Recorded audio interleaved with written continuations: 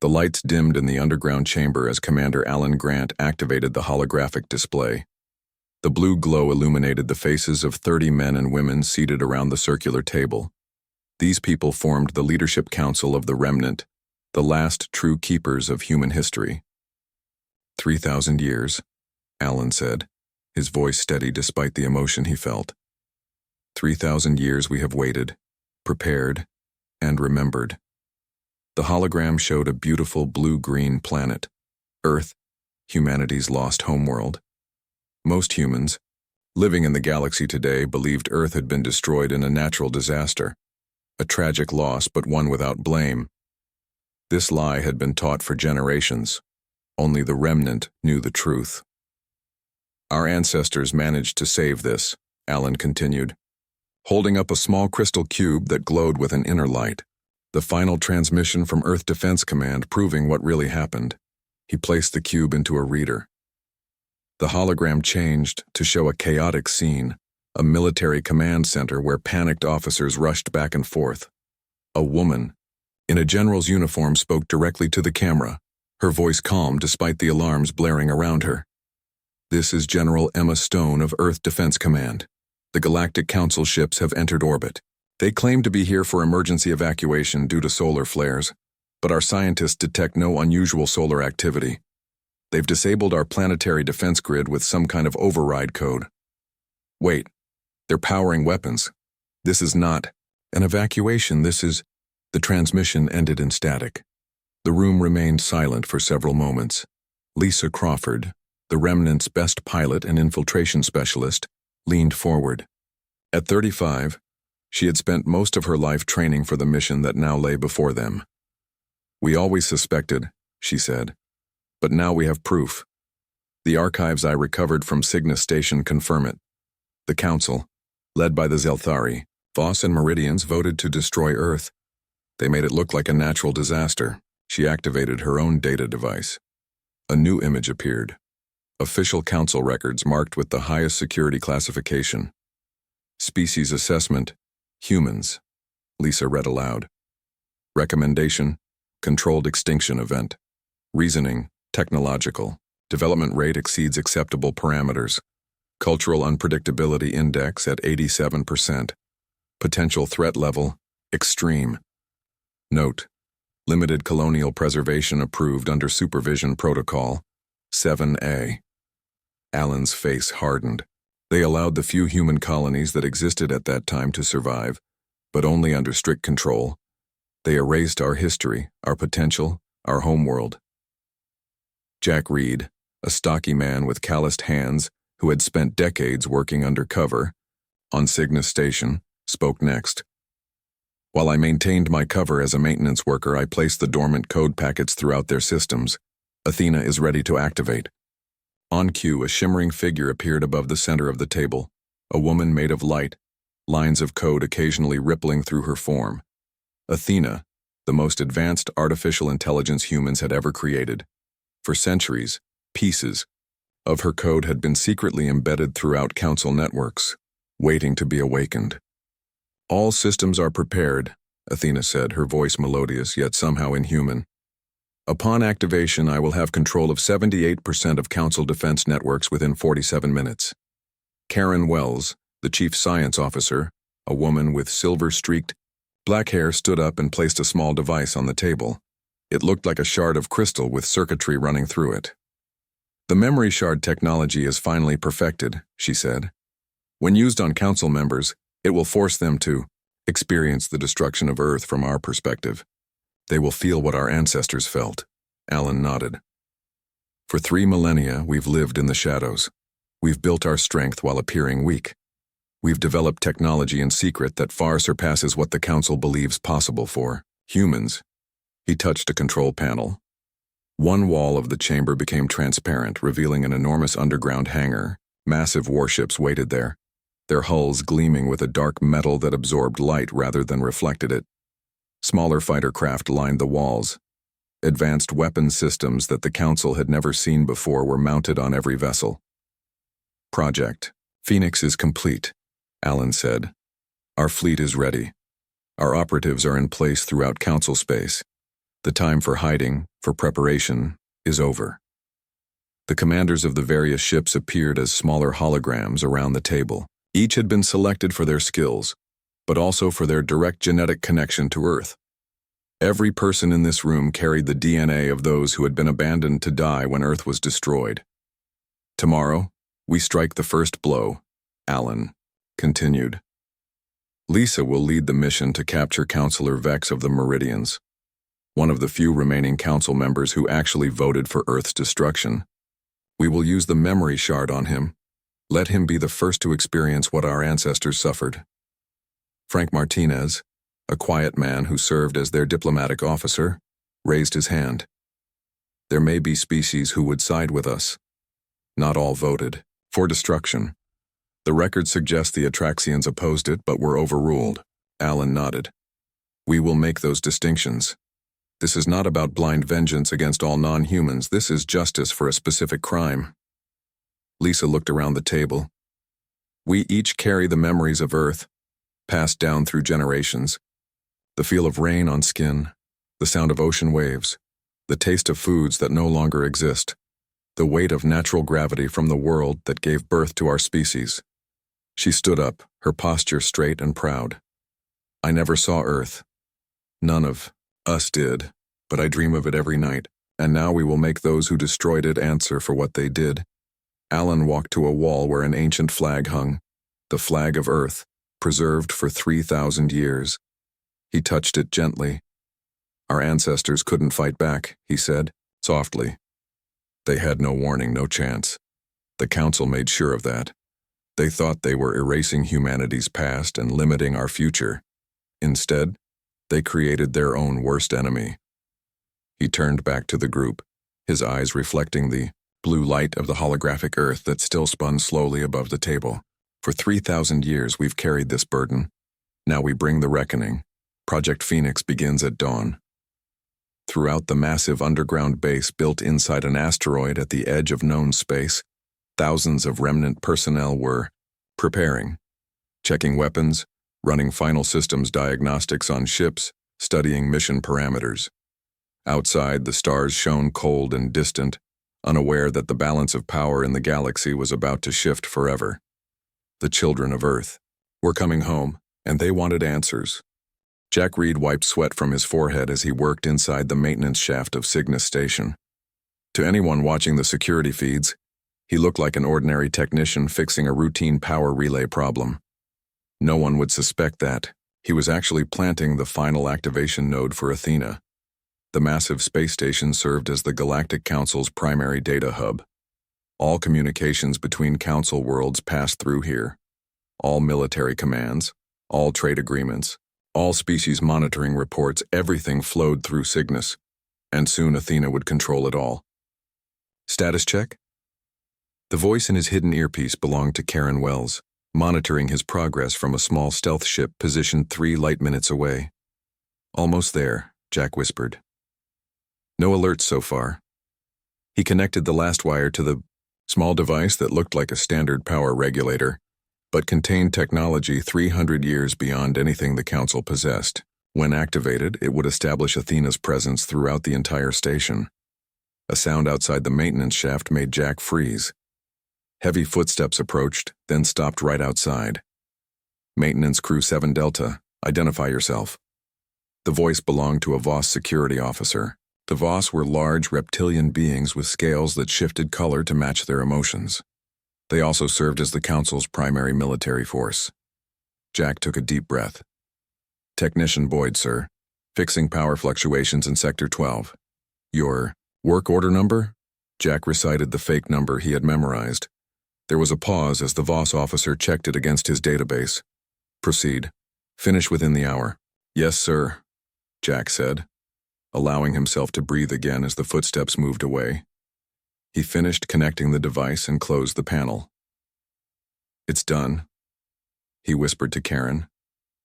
Tell Commander Grant we're ready. On Haven, the hidden colony world that served as the Remnant's main base, Karen Wells received Jack's message. She turned to Alan Grant, who stood beside her in the control center. Jack's in position. The final node is active. Alan nodded. Begin the countdown. Coordinate with all teams. We go live in 6 hours. Around them, dozens of technicians monitored screens showing status reports from remnant agents placed throughout Council space. Green lights blinked on a giant map, showing operatives ready in key locations: military installations, communications hubs, government centers. Lisa Crawford entered the control room, dressed in the black combat suit of Phoenix. Team, the Remnant's elite special forces unit. 6 similarly dressed warriors followed behind her. My team is ready, she said. Transport is prepped for the jump to Meridian space. Good, Alan replied. Remember, we need Counselor Vex alive. He has information we need, and he will be the first to experience the memory shard. Lisa nodded. We'll get him. The old monster has lived comfortably for 3,000 years while our ancestors' bones float in space. It's time he answered for that. Alan touched a control panel, bringing up a hologram of an elderly Meridian. The alien looked almost human except for the silver skin and eyes that glowed with an inner light. Meridians were known for their extremely long lives and powerful psionic abilities. Our intelligence shows he's at his private estate on Meridia's third moon. Security is heavy but focused on external threats. They won't expect anyone to teleport directly inside. No one has that technology, Lisa said with a small smile. Or at least they think no one does. On the Galactic Council's capital world, Nexus Prime, High Minister Zoltar of the Zelthari stood at the window of his office looking out over the sprawling city. The Zelthari were tall, elegant beings with 4 arms and skin that shifted between blue and purple tones. An aide entered the room. Minister, we have detected unusual energy patterns near the outer colonies. What kind of patterns? Unknown, sir, but they appear to be some form of quantum communication. Zoltar frowned. Quantum communication? That technology is restricted to Council military vessels only. Yes, sir. We've dispatched Investigator Trelax to look into it. Zoltar nodded. Good. Keep me informed. As the aide left, Zoltar turned back to the window. Something felt wrong. After thousands of years in politics, he had developed instincts for trouble, and right now those instincts were screaming. On Cygnus Station, Jack Reed entered his small quarters and locked the door. He removed a hidden device from inside his boot and placed it on the table. Athena, ready for activation, he said softly. The device projected a small hologram of the AI. All nodes are in place, Jack. I am ready to begin. The takeover will require 47 minutes to complete. During that time, anomalies may be detected by Council systems. Will they be able to stop you?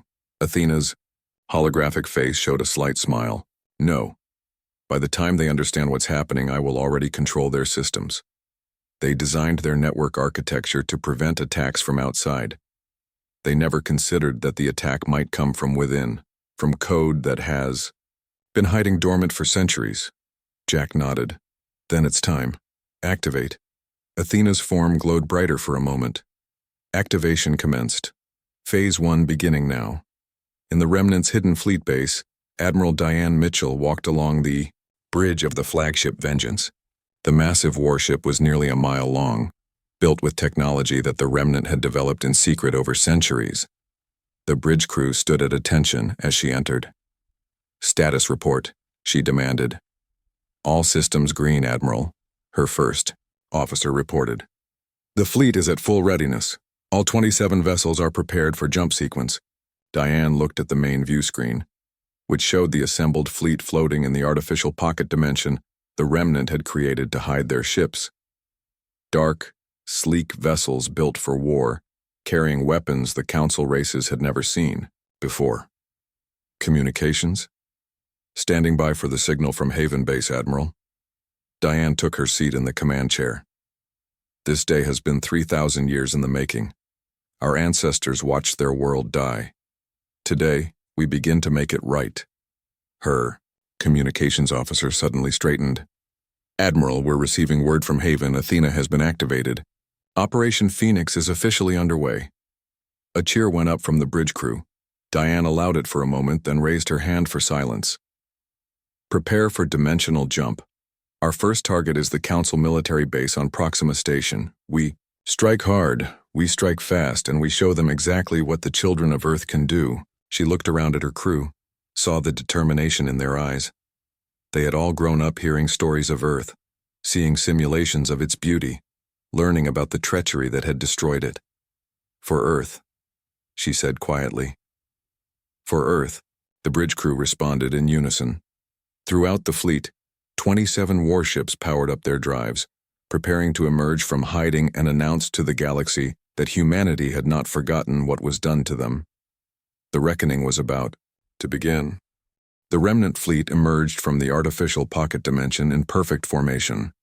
27 warships, their dark hulls absorbing rather than reflecting light, appeared simultaneously at different points across Council space.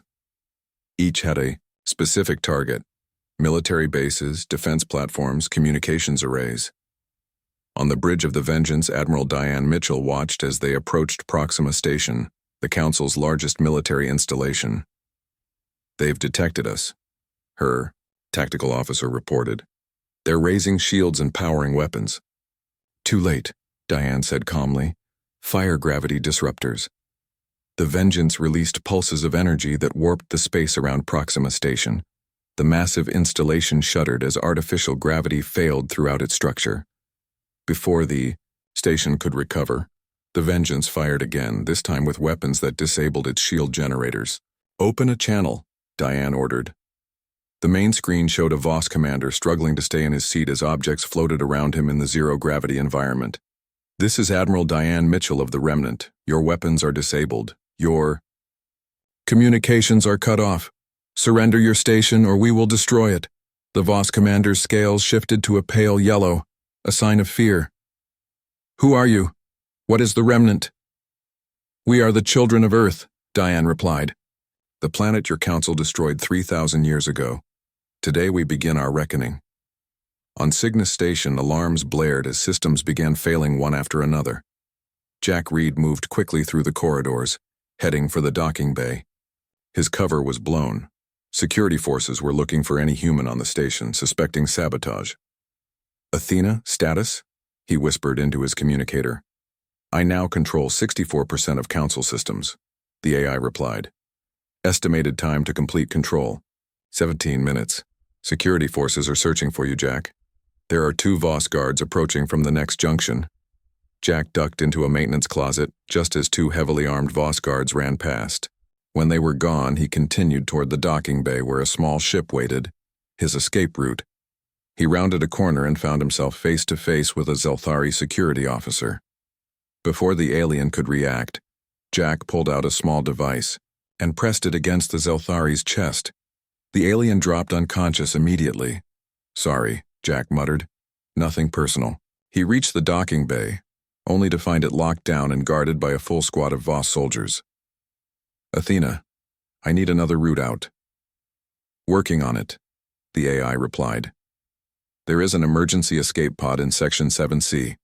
I can override the lockdown. There for 30 seconds. Jack changed direction, running down a side corridor.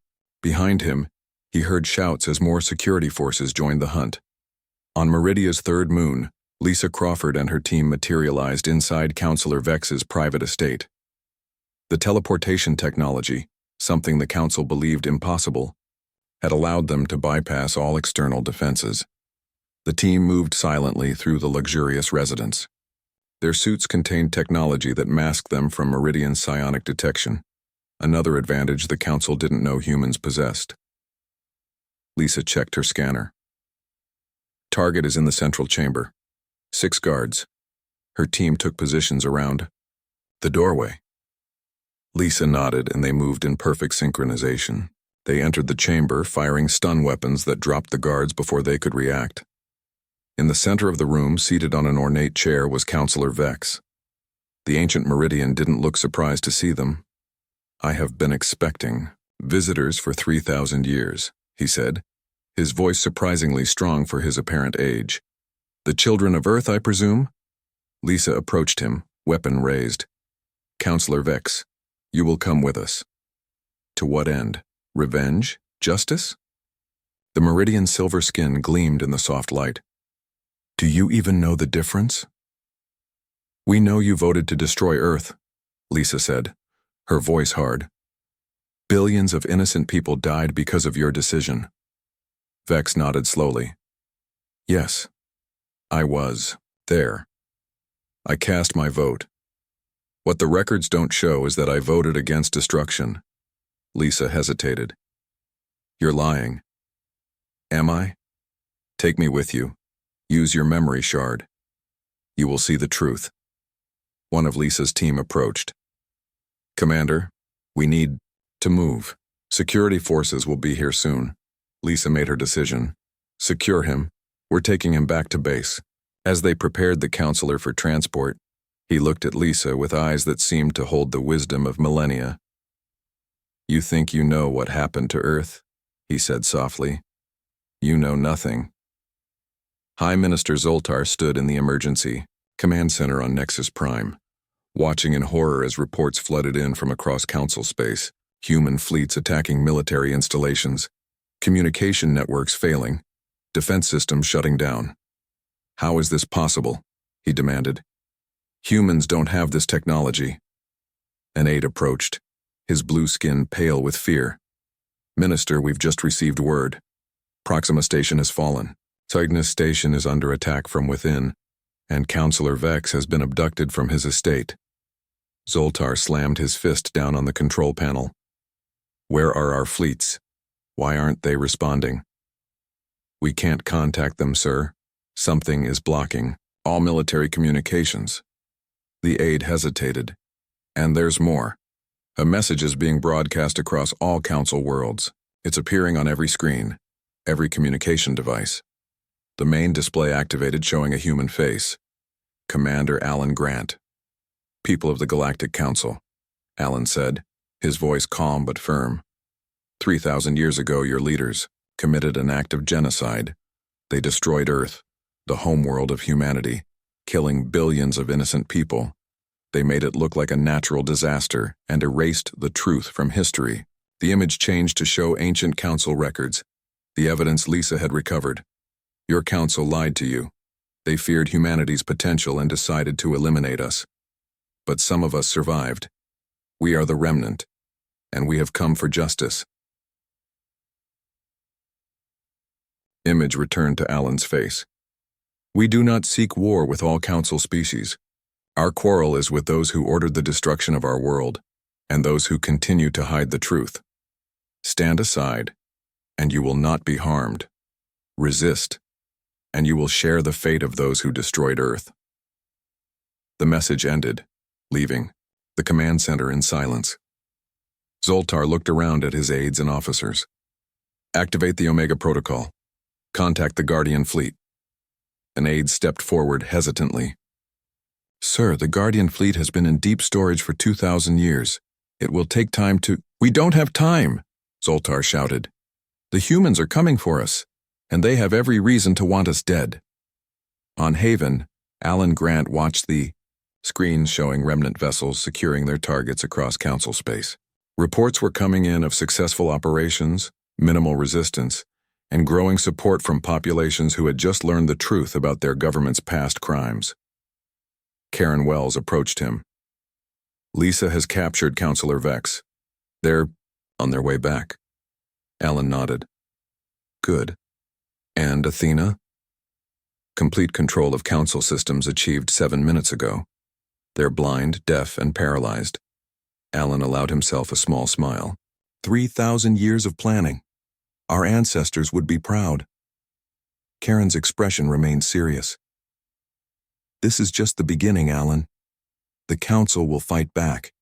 And there's still the question of whether we can truly find justice without becoming what we hate. Alan looked at the tactical display where human ships were now moving toward Nexus Prime, the heart of the Galactic Council. Justice first, he said quietly. Then we can worry about redemption. Lisa Crawford watched as the memory shard device was prepared. Councillor Vex sat in a chair in the center of the room, unrestrained but surrounded by guards. The ancient Meridian's silver skin reflected the lights of the laboratory on Haven Base. Are you certain you want to witness this? Karen Wells asked as she calibrated the memory shard. The process can be disturbing. I need to see, Lisa replied firmly. I need to know if he's telling the truth. Commander Alan Grant entered the room with Frank Martinez, their diplomatic officer. Alan's face was grim as he approached the Meridian counselor. You claim you voted against Earth's destruction, Alan said. The memory shard will reveal the truth. It will connect your mind to our collected memories of that day, and we will see what really happened through your experiences. Vex nodded slowly. I welcome this. There are truths that have been hidden for too long. Karen placed the crystal device on Vex's forehead. It adhered to his skin, glowing with a soft blue light. Screens around the room activated, showing brainwave patterns and neural connections.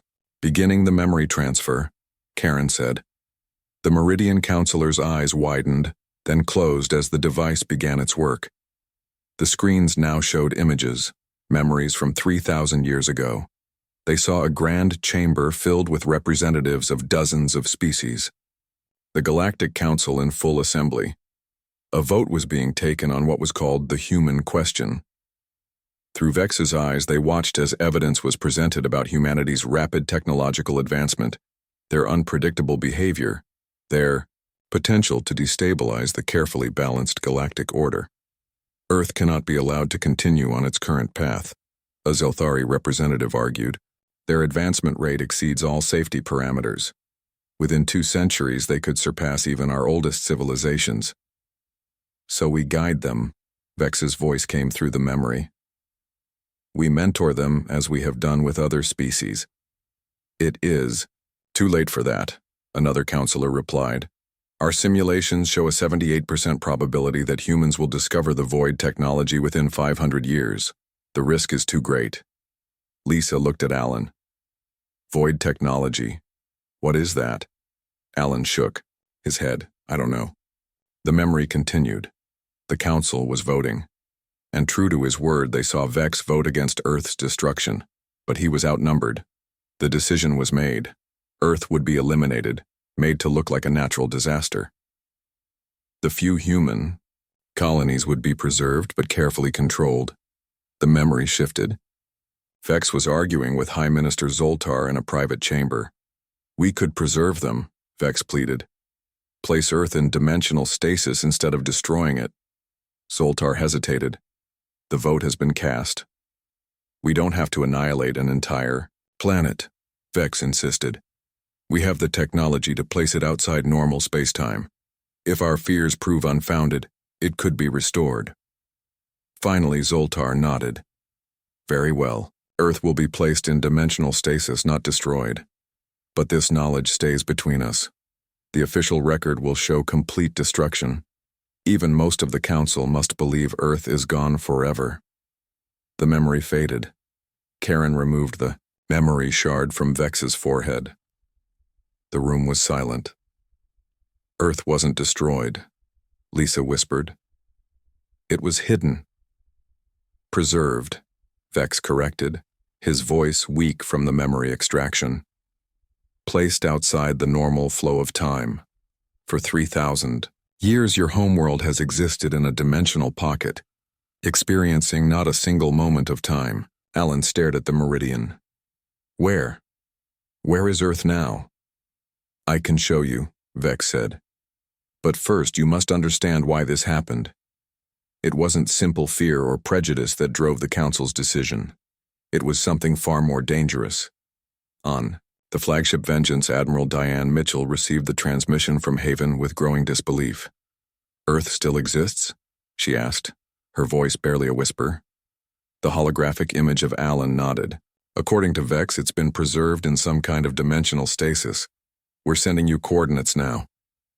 Paul Williams, the security chief who had joined the bridge crew, shook his head. This could be a trap. The Meridian could be lying. The memory shard doesn't lie, Alan replied. It extracts actual memories. We saw the truth. Diane looked at the tactical display. The remnant fleet had secured key positions throughout Council space. The Guardian fleet that Zoltar had activated was still mobilizing, old ships being brought out of long-term storage. "What are your orders, Commander?" she asked. Alan's face was troubled. "Hold positions but do not advance on Nexus Prime yet. If Earth still exists, our mission may have just changed." Jack Reed had made it to the escape pod on Cygnus Station, but he wasn't alone. Investigator Trelax, a tall, thin alien with 4 eyes and gray skin, had cornered him just as he was about to launch. "You're behind all this," Trelax said, aiming a weapon at Jack. "The human infiltrator." Jack raised his hand slowly. "You don't understand what's happening. Your council lied to you, to everyone. They destroyed Earth 3,000 years ago." "No," Trelax replied, surprising Jack. "I've suspected for years that the official history was false. I've been investigating quietly." He lowered his weapon slightly. "Is it true what the broadcast said? Did the council deliberately destroy your world?" "Yes," Jack said.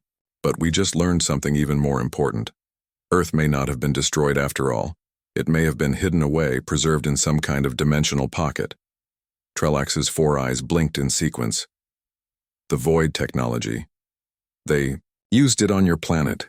What is this void technology everyone keeps mentioning?" Trelax looked around nervously, then stepped closer. "It's the most closely guarded secret in the galaxy. Technology that can manipulate the fabric of reality itself. Most people don't even know it exists." A distant explosion rocked the station. Jack glanced at the escape pod. "Come with me," he said to Trelax. "Help us find the truth." On Nexus Prime, High Minister Zoltar entered a chamber deep beneath the council headquarters. It was a simple room with a single pedestal in the center. On the pedestal sat a small black cube. "Activate emergency protocol," Zoltar said. The cube glowed with an eerie light that seemed to absorb rather than emit illumination. A voice spoke from it, ancient, emotionless. "State the nature of the emergency." "The humans have returned," Zoltar said. "They know about Earth." There was a pause. Then, "Contingency protocol activated. The Guardians will be awakened." Zoltar's face showed fear for the first time. "Is that necessary? The humans haven't reached Nexus Prime yet." "The risk is too great," the voice replied. "If they discover the void technology, all reality could be threatened. The prophecy must not be fulfilled." Zoltar bowed his head. "As you command." As he left the chamber, he wondered if the council had made a terrible mistake 3,000 years ago, and if they were about to make an even worse one now. On Haven, Frank Martinez rushed into the command center where Alan and Lisa were still questioning Counselor Vex. "Commander, we're receiving transmissions from multiple council worlds. Their populations are rising up against their governments. Many of them are demanding to know the truth about Earth. Some are actually supporting us." Alan looked surprised. "They're siding with humans?" "Not all council species agreed with the decision to destroy Earth," Vex explained. "Many were kept in the dark about it. And over 3,000 years, values change. Your broadcast showing the evidence has shocked many people." Frank nodded. "We're also receiving a transmission from a species called the Atraxians. They say they've been in hiding for thousands of years, but they want to meet with us. They claim they were Earth's closest allies before the destruction." Alan turned to Vex. "Is this true?" "Yes," the Meridian counselor replied. "The Atraxians opposed Earth's removal so strongly that the council tried to silence them. Most thought they had gone extinct, but apparently they just went into hiding. Like you, they've been planning and waiting." Alan looked at the tactical display, watching as more and more council worlds showed signs of internal conflict. 3,000 years of believing Earth was gone, he said quietly. And now we learn it might still exist. Plus, we have potential, allies among the very people we thought were all our enemies. "What do we do now?" Lisa asked. Alan's face showed determination. "We find Earth. We bring our homeworld back. And then we create a new council, one based on justice, not fear." The remnant flagship Vengeance led a small fleet of ships toward the coordinates Counselor Vex had provided.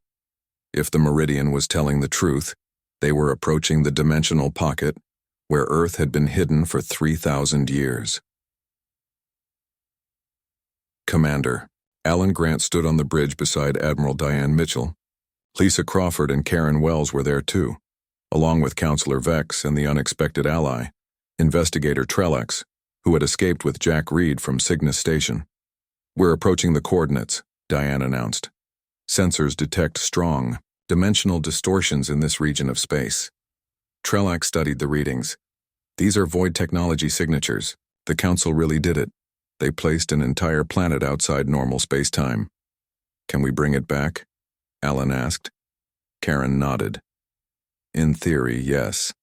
The dimensional stasis field would have preserved Earth exactly as it was 3,000 years ago. If we can safely collapse the field, Earth should return to normal space." "And all the people?" Lisa asked. "Our ancestors?" "Time would not have passed for them," Vex explained. "If we succeed, they will experience only a moment between when the field was activated and when it is removed." Alan took a deep breath. Billions of humans from ancient Earth, suddenly finding themselves in the middle of this conflict. "We need to be careful how we proceed," a communications officer interrupted. "Commander, we're receiving a transmission from the Atraxian ships. They've arrived at the rendezvous point and are requesting permission to join us." "Grant it," Alan ordered. The view screen showed an alien with features that looked surprisingly similar to humans, though their skin had a blue tint and their eyes were larger. "Greetings, children of Earth," the Atraxian said. "I am Elder Nira of the Atraxian Remnant. We have waited a long time for this day." "You opposed Earth's removal," Alan said. "You were our allies." "More than allies," Nira replied. "We share common ancestry from far back in galactic history. That is why we stood against the Council's decision. That is why we have spent 3,000 years developing technology to find and restore Earth." "You can help us bring Earth back?" Alan asked. "Yes, but we must hurry. The Guardians have been awakened." "What are these Guardians everyone keeps mentioning?" Lisa demanded. Vex and Trellex exchanged concerned looks. "The original enforcers of the Council's will," Vex explained. "Ancient warships with technology far beyond anything used today. They were created to fight in the reality wars 10,000 years ago, then placed in deep storage. If they've been awakened, we have very little time," Nira finished. "We must begin the restoration process immediately." On Nexus Prime, High Minister Zoltar watched with a mixture of awe and dread as enormous ships rose from beneath the surface of a dead moon orbiting the capital world.